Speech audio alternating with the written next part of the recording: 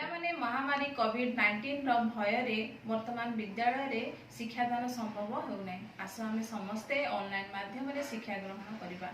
ଆଜି ଆମେମାନେ ସେହି ମୋ ପ୍ରିୟ ଜନମଭୂମି କବିତାଟିକୁ ଆବୃତ୍ତି କରିବା। ମୁଁ ଯାହା ଉଚ୍ଚାରଣ କରୁଅଛି ତମେ ସମସ୍ତେ ସେହିପରି ବହି ଦେଖି ଉଚ୍ଚାରଣ କରିବ। ସେହି ମୋ ପ୍ରିୟ ଜନମଭୂଇଁ, ଯେଉଁ ଦେଶରେ ଜନମ ମୋହର, ଯାହାର କଳେ ବଢ଼ୁଛି ମୁହିଁ, ଜନନୀ ପରି ପାଳୁଛି ଯିଏ, ସେହି ତ ମୋର ଜନମଭୂଇଁ। ଗହନ ବନ ଶ୍ୟାମଳ ତରୁ, ଗହଳ ଲତା ଦେହେତା ସହେ, ଡାଳରୁ ଡାଳେ ବିହଙ୍ଗ ଓଡ଼ି, ମଧୁର ଗାନେ ପରାଣ ମୋହେ। ତାରକା ମେଳେ ଆକାଶେ ତାର, ଜୋଛନା ଢାଳେ ବିମଳ ଶଶୀ, ଗୋଟିକି ଗୋଟି କୁସୁମ ଫୁଟି, କଳେ ତା ଲଟି ଉଠଇ ହସି।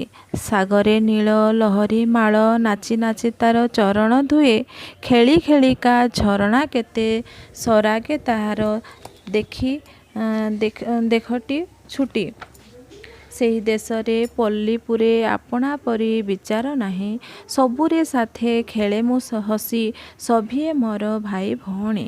ତାହାରି ସୁଖ କାମନା ଆମେ, ତାହାରି ସେବା ଆମରି କାମ, ତାହାରି ପାଇଁ ଜୀବନ ଢାଳି ରଖିବା ଆମେ ତାହାରି ନାମ। ସେହି ତ ଗଢ଼େ ଜୀବନ ମୋର, ସ୍ନେହେ ତାର ବଢ଼ୁଛି ମୁହିଁ, ତାଠୁ ବଡ଼ ନାହିଁକେ ଆଉ, ସେହି ମୋ ପ୍ରିୟ ଜନମଭୂଇଁ। ପିଲାମାନେ এই କବିତାଟିକୁ ଆପଣମାନେ ଭଲରେ ବାରମ୍ବାର ଅଭ୍ୟାସ କରିବେ।